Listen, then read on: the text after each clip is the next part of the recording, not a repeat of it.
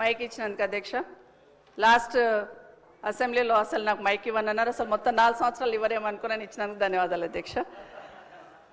అధ్యక్ష, ఈరోజు గౌరవ మంత్రి గారు సమాధానం చెప్తూ కామారెడ్డి జాతీయ రహదారి గురించి, కరీంనగర్ కామారెడ్డి ఎల్లారెడ్డి గురించి అడిగారు అధ్యక్ష.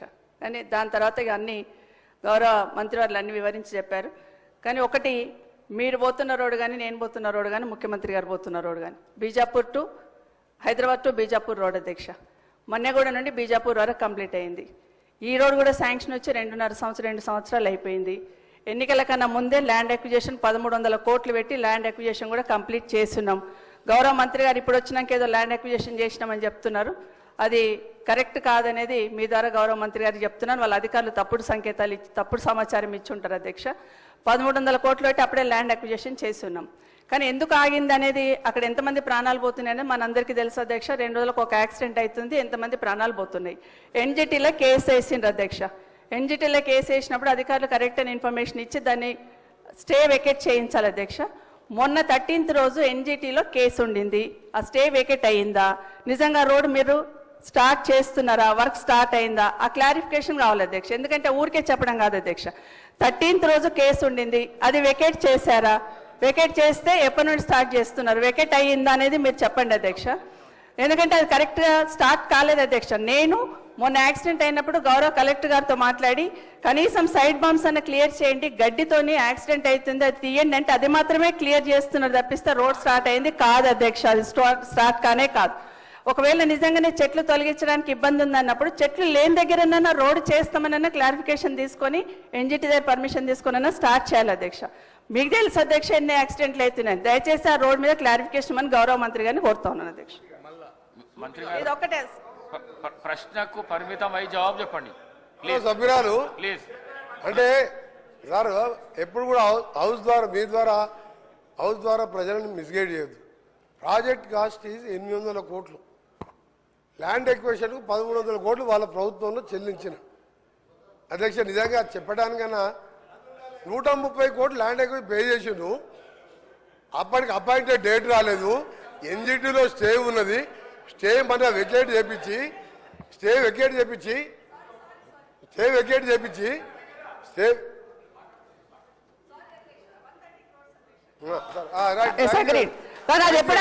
ఎప్పుడు చేస్తున్నారు సార్ అది చెప్పాలి అధ్యక్ష.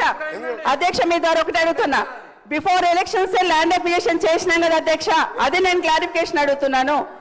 అప్పటి నుండి జరుగుతుంది కదా, ఎన్జిటీలో కేసు ఏమైందని సూటిగా అడుగుతున్నాను అధ్యక్ష. 840 కోట్లే శాంక్షన్ రోడ్కి, 130 కోట్లు ల్యాండ్ ఎక్విజిషన్ చేసుకున్నాము, అది కరెక్ట్ అధ్యక్ష, అయిపోయింది కంప్లీట్. కానీ ఎప్పటి నుండి ఎప్పుడు వెకేట్ అవుతుంది ఎన్జిటీలో మాత్రమే అడుగుతున్నాను అధ్యక్ష. ఎన్జిటీలో క్లియర్ అయింది. 28/11 రోజు అపాయింటెడ్ డేట్ ఇచ్చిండ్రు.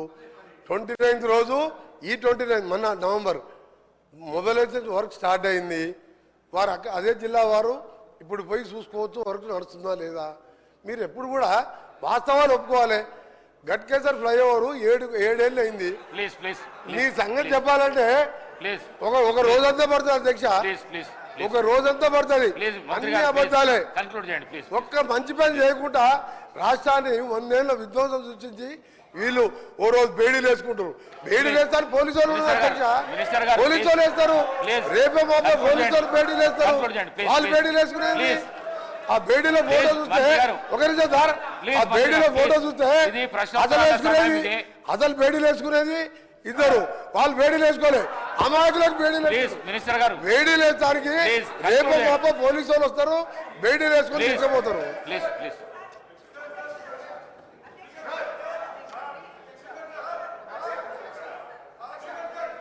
హరీష్ రావు గారు దయచేసి మీ ద్వారా, అఫ్ కోర్స్ మీరు కూడా 2 సార్లు నేమ్ చేసిండ్రు. ఒక మంత్రిని స్పీకర్ గారు నేమ్ చేసే పరిస్థితి వచ్చిందంటేనే ఆ మంత్రి అవమానంగా ఫీల్ కావాలి. ఎందుకంటే ఎలియా మినిస్టర్ పోయి పక్కన కూర్చొని అంగిబట్టి గుంజినా కూర్చుంటలేడు ఆయన పరిస్థితి అది. అయితే విషయం ఏంటంటే ఆయన ఇందాక ఎలియా మినిస్టర్ గారు డైరెక్ట్ గా ఎవరి మీద ఆరోపణలు చేయొద్దని రూల్ బుక్ తెచ్చి చూపించాడు. ఇప్పుడు మంత్రి గారు లేచి కాళేశ్వరం కమిషన్ హరీష్ రావు అని చెప్పి మరి నా మీద ఆరోపణలు చేసిండు కదా.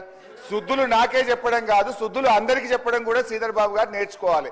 ఇప్పుడు ఆ విషయం కూడా మంత్రి గారు నా మీద చేసిన ఆరోపణల మీద చర్చ పెట్టండి, ఆన్సర్ ఇస్తా. మరి ఆయన వెంకటరెడ్డి గారి కమిషన్ లిస్టు చదవమంటే నేను చదువుతా. కాకపోతే నాకు విజ్ఞత ఉంది, నోటీస్ ఇచ్చి చదువుతా. దయచేసి వారు మాట్లాడినటువంటి అన్ని వ్యాఖ్యలు, ఈ ప్రశ్నకు సంబంధం లేని వ్యాఖ్యలన్నీ కూడా సభ రికార్డుల నుంచి తొలగించాలని మీ ద్వారా కోరుతున్నా.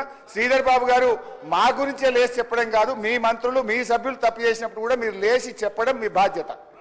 పరిశీలిస్తాం.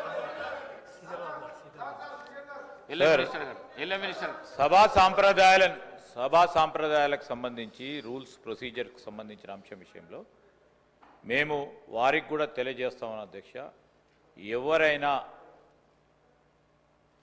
రూల్స్కి కానీ ప్రొసీజర్స్ కానీ కన్వెన్షన్స్ కానీ విరుద్ధంగా పోతే తప్పకుండా మీరు వారిపైన చర్య తీసుకునే అధికారం ఉంది.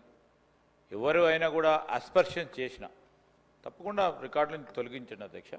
మేము కూడా ఖచ్చితంగా కూడా దానిపైన నిలబడతాం. ఎందుకంటే సభా సాంప్రదాయాలను పాటించాలి, డెమోక్రటిక్ స్పిరిట్తోనే ముందుకెళ్తామని నేను గౌరవ సభ్యులు హరీష్ రావు గారికి కూడా తెలియజేస్తాను.